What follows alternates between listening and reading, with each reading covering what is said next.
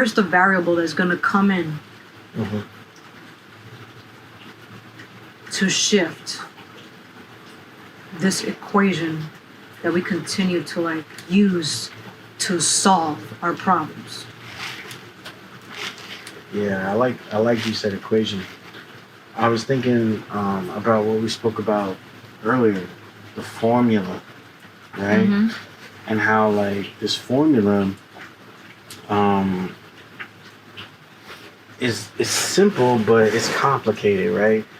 So you have A plus B equals C, right? A can be education, B can be access, and C is profit, right? And then you have sometimes an additional variable, which could be X, right? And X could be investment, right? So just follow me right quick, right? America's running on a formula, right?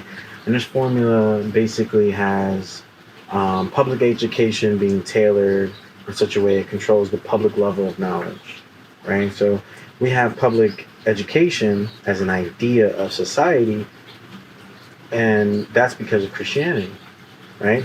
Long story short, public education was created so that people could know enough, be smart enough to read the now printed Bible, right, in their own homes, right? But then access, right? If you're not of the church in such a way like clergy, then you don't have the access, right, to be able to use such higher knowledge to decode or deconstruct what's being said in the Bible. Instead, you're given limited access and education so that you can interpret the Bible in such a way that you believe wholeheartedly what a set of group of people are telling you to believe. So they're basically interpreting it for you. And because you don't have the same access of information as they do, you have to believe what they're saying because they are considered experts or they know more, right? So you see this in America when the public education system is purposely, like you were bringing up in past episodes, this idea that they're teaching a biased history, the one side of the coin, right? And you ask yourself, well, why are they teaching such a biased history? Just history. We're talking just history, right? Because there's other subjects that are being taught very biasedly as well, but for sake of time, we're only talking about history, right? We only tell the history of the conqueror, right? But you don't tell the history of who was conquered, right? So, this plays into the perpetuation of identity crisis, which at the end of this formula, the capitalists, the less than 1%, are profiting off this shit heavy, right? Like even when you lose, they profit off you. When you win, they profit off you even more. But they're always profiting, right? They profit off of basically our sweat, our tears, our oppression. You can see it, like they're quick to give us the variable X investment, right? And that can symbolically represent a loan, right? Or scholarship, right? Like FAFSA is variable X. It's an investment, right?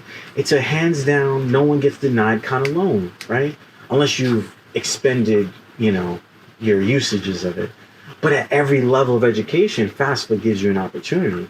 You can look at it. They'll give you money for your bachelor's, they'll give you money for your master's, and they'll give you money towards your doctoral. You have to ask yourself, yes, this may be perceived as a good thing, but is it really just an investment? Because I got to pay it back, right? It's a short-term loan kind of thing, and you use that money or investment to receive education, right? Once you receive education, now the question is, what do you do with that education? But first you realize now with this higher education, you have more access. But the capitalist is relying on us to not use our education and access to go back and help the others. The capitalist is hoping and banking on that you continue to perpetuate the cycle of profit, meaning go start a business and produce for the economy. And then everything you produce, the capitalist is making a profit off because we have taxes. And anyone that looks hard enough can see that taxes actually is not a mandated law. It's actually voluntary. But they wrote it in such a way that if you don't pay taxes, then you bump into all these other problems that, you just want to avoid. So you just pay taxes. But we pay taxes in everything.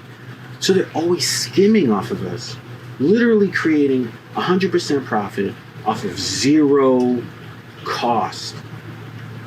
Because let's not be naive here. America stopped printing money based on the US Treasury gold bars, so our money and our wealth is imaginary. It's fairy pixie dust. America says they're worth X amount. That's what they say they are. The US dollar is struggling globally to even be strong. And it's because this very reason. We say we're more valuable than we really are. You know what I'm saying? Like they're giving out these loans with imaginary money. They're literally writing promissory notes and they're saying, yeah, you got it. You take that promissory note, to the next plantation, metaphorically speaking, and you have a pass of passage. You got a pass from this place. Now you can go to the next plantation and begin your service there. And you just get passed on.